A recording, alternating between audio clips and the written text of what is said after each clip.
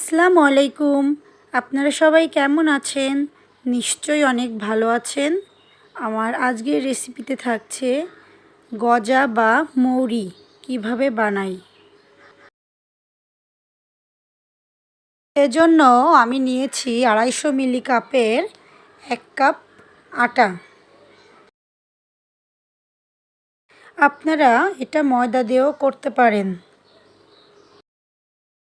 এখন দিয়ে দিচ্ছি কালো জিরা, স্বাদমতো লবণ ও সয়াবিন তেল।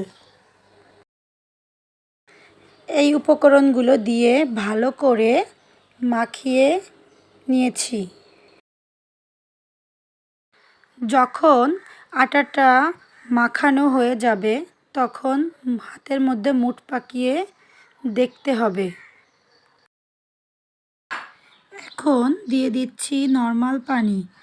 পানিটা অল্প অল্প করে অ্যাড করতে হবে। আটাটা ভালো করে মাখিয়ে 15 মিনিটের জন্য রেস্টে রেখে দিয়েছি। 15 মিনিট পরে ফিরে আসলাম। আটাটা আরেকটু মাখিয়ে নিব। এ পর্যায়ে রুটিটা এভাবে করে বেলে নিয়েছি। রুটিটা কিন্তু খুব বেশি পাতলা হবে না, মোটা রাখতে হবে। রুটিটা আমি এতটা পরিমাণ মোটা রেখে দুই পাশ থেকে কেটে নিয়েছি। এটা আপনারা অনেক দিন পর্যন্ত সংরক্ষণ করে রাখতে পারবেন।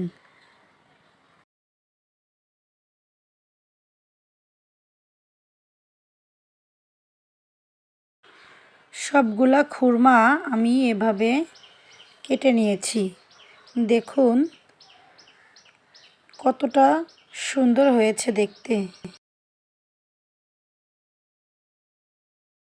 একটা কড়াইয়ে পরিমাপ মতো তেল দিয়ে তেলগুলো গরম হয়ে গেলে খুরমাগুলো একে একে সবগুলা দিয়ে দিয়েছি।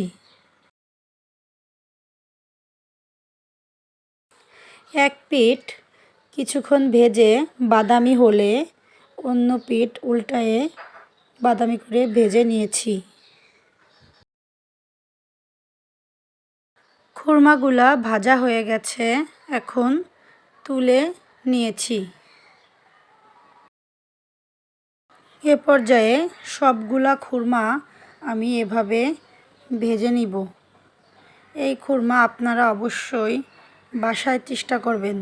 খুব সহজেই এই খুরমা বাসায় তৈরি করা যায়।